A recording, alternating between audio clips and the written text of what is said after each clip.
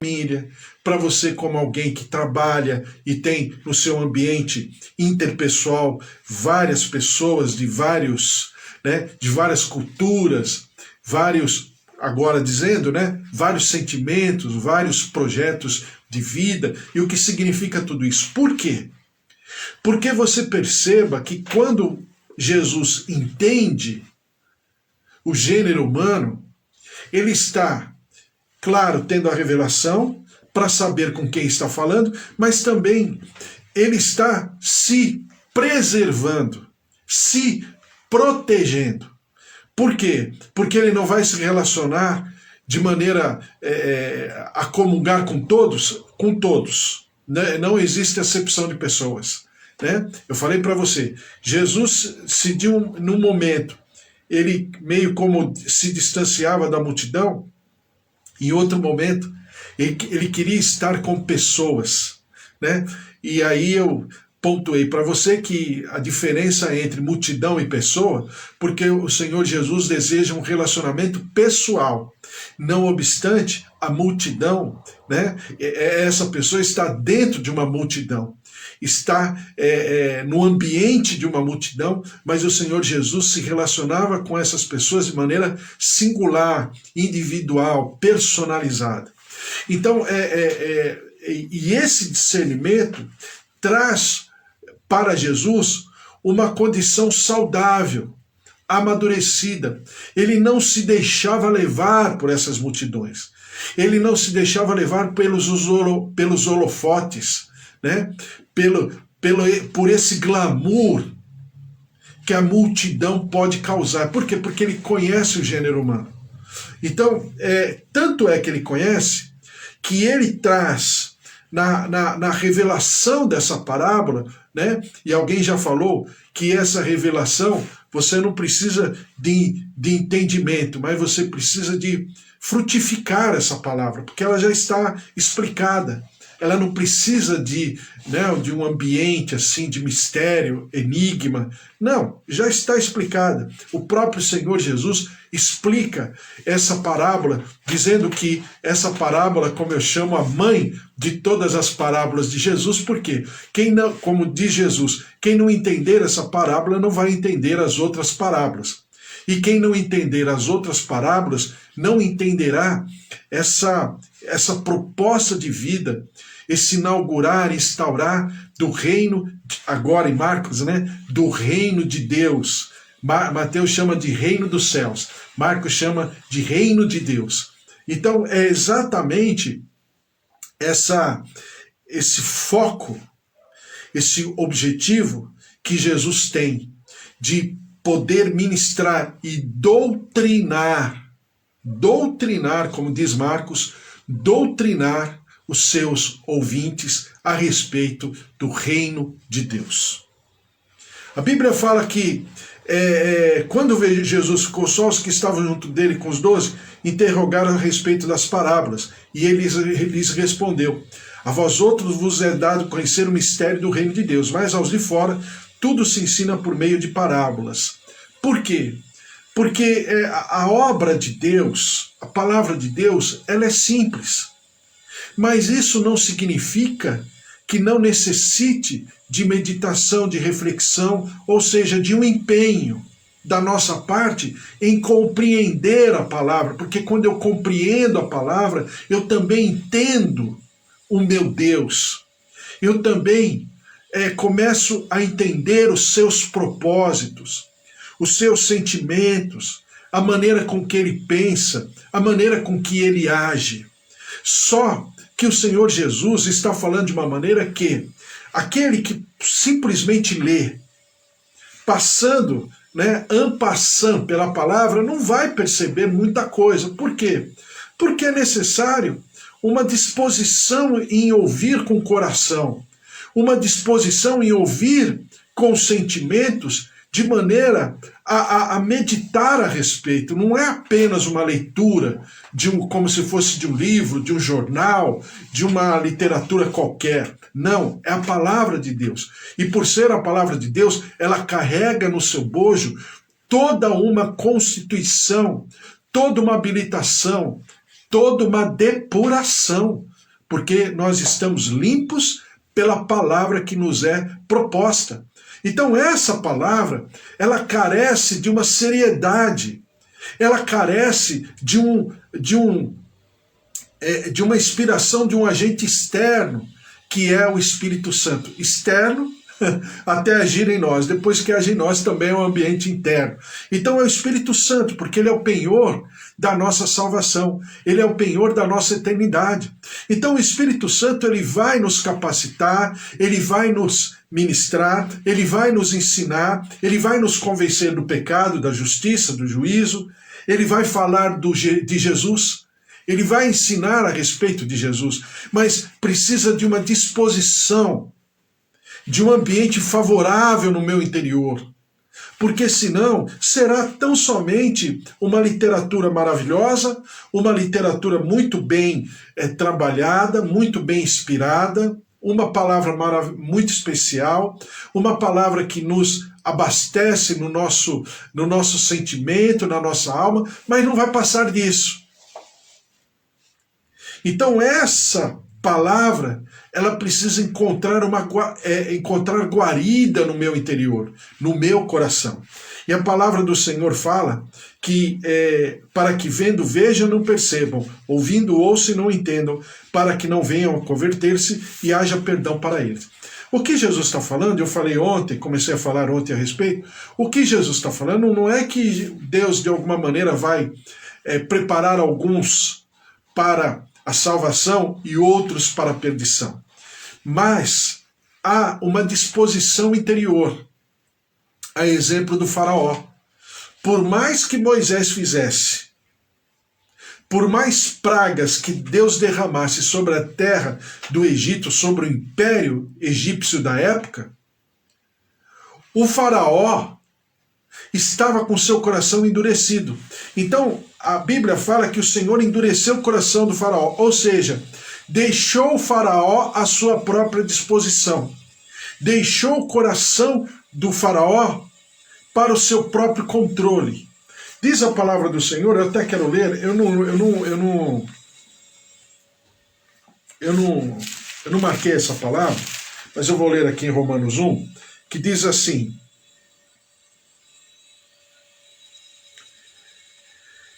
versículo 1:18, diz assim: a ira de Deus se revela do céu contra toda impiedade e perversão dos homens, que detêm a verdade pela injustiça. Porquanto que de Deus se pode conhecer, é manifesto entre eles, porque Deus lhes manifestou.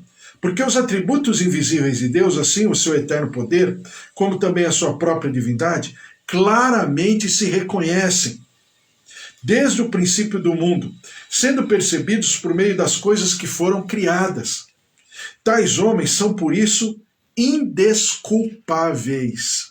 Ou seja, a própria natureza, além de falar de si, mais aprofundadamente a natureza fala de um ser por detrás da natureza, de alguém que está no controle, na administração, na inspiração da própria natureza.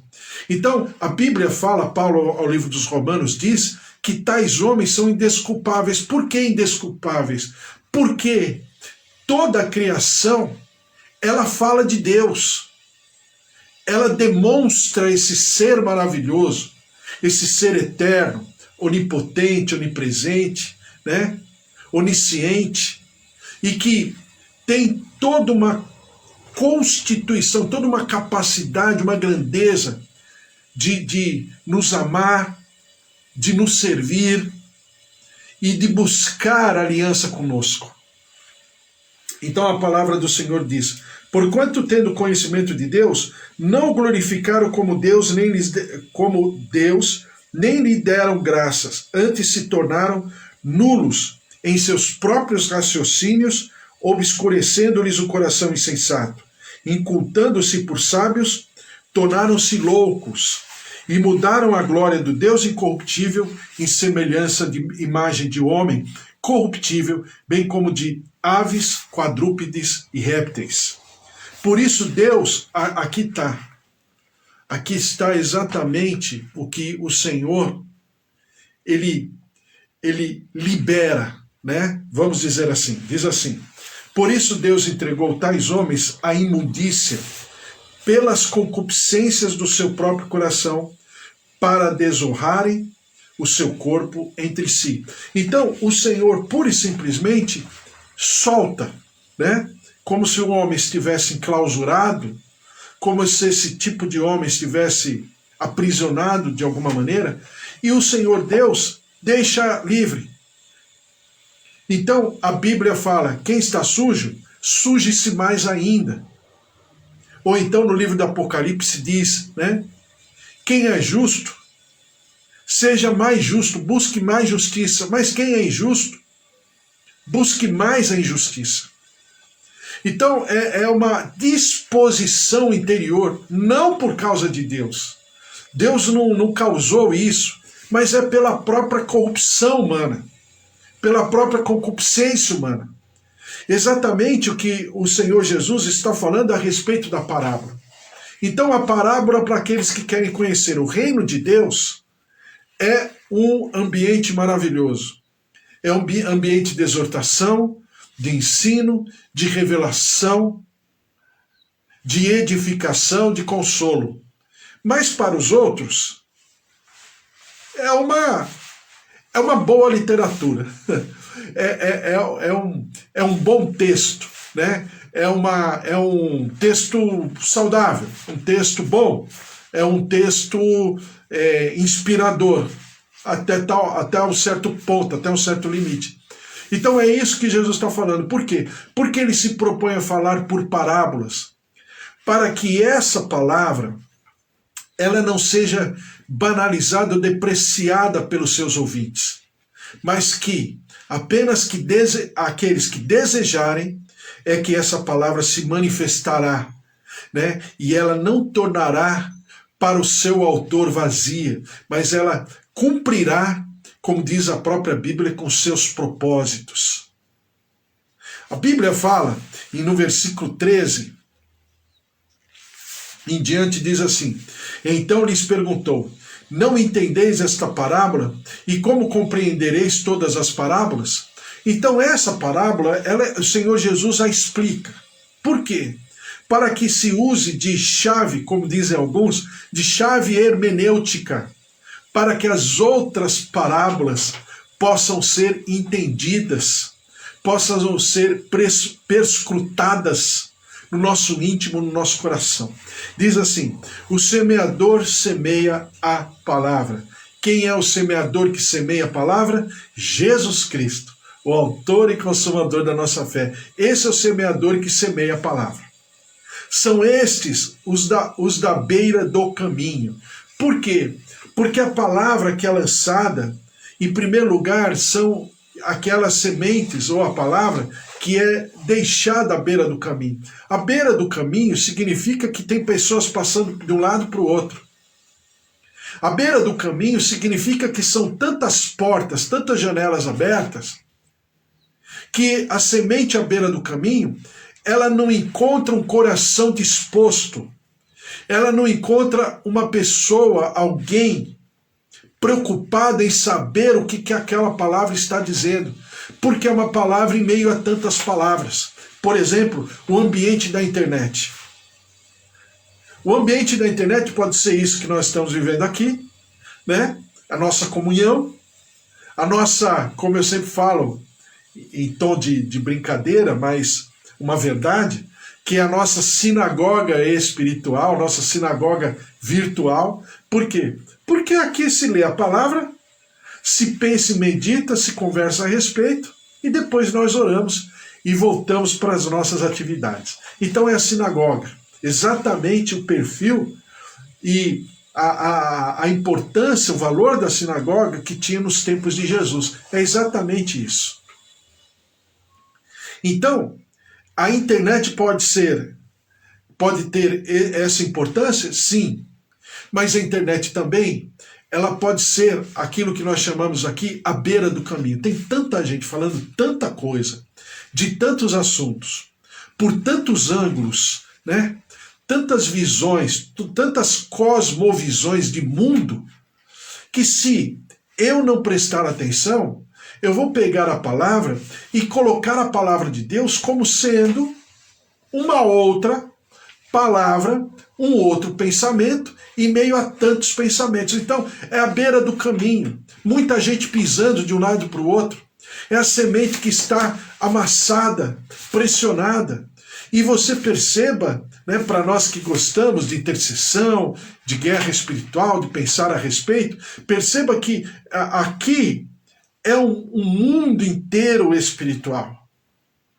Porque se fala sobre exatamente isso, que quando se propõe, o semeador se propõe a semear a palavra, o mundo espiritual se levanta, né?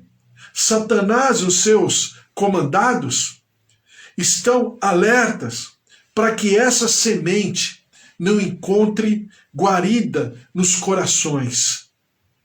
Então, quando você percebe isso, você começa a pensar, são estes os da beira do caminho, onde a palavra é semeada enquanto a ouvem. Logo vem Satanás e tira a palavra semeada neles. Por quê? É muita coisa, é muita palavra, é muita gente falando, é muito contexto, é muitas situações, e isso faz o quê? Faz com que essa palavra se perca. E é interessante para o diabo que essa palavra não encontre guarida, um ambiente favorável. Diz a palavra do Senhor, versículo 16. Semelhantemente, são esses os semeados em solo rochoso. Por que semeado em solo rochoso? E aqui começa uma guerra espiritual, né? Por que semeado em solo rochoso? Porque a semente em solo rochoso, a Bíblia fala, né, que diz aqui, os quais, ouvindo a palavra, logo a recebem com alegria. Por que solo rochoso e recebe com alegria? Porque é um solo, até vamos dizer assim, um solo fácil de se plantar. Não é um solo muito endurecido. E a pessoa recebe com alegria porque, à primeira vista, ela está disposta, porque ela também está disposta a receber a palavra. Mas, né, as rochas, as pedras, elas atrapalham o crescimento dessa semente, e por causa dessas pedras, essa semente não encontra um solo profundo, né? E tem um evangelho artificial, um evangelho superficial. Por quê? Porque imediatamente essa pessoa se dispõe, mas não tem raiz. Então, o próprio ambiente de mundo, as preocupações, os outros interesses, situações que estão a todo momento, né, como uma artilharia, atirando nesse coração, nesse sentimento, essa pessoa vai se perder, porque não houve uma conversão. Ou se houve uma conversão, por assim dizer, é uma conversão superficial.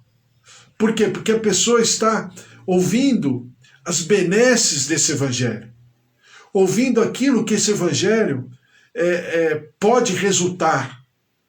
Mas a pessoa não está muito bem calçada naquilo que esse evangelho também provoca, de sentimentos, de uma forja, de uma preparação, de um confronto da pessoa consigo mesma. E isso é uma guerra, e isso é um conflito interno permanente. Então, são coisas que vão acontecendo ao redor que fazem com que essa pessoa fique superficialmente, né, até com uma consciência do que é o evangelho, mas não passa disso, não encontra guarida, não encontra raiz. E isso, para a pessoa, é muito difícil, né? Então, em primeiro lugar,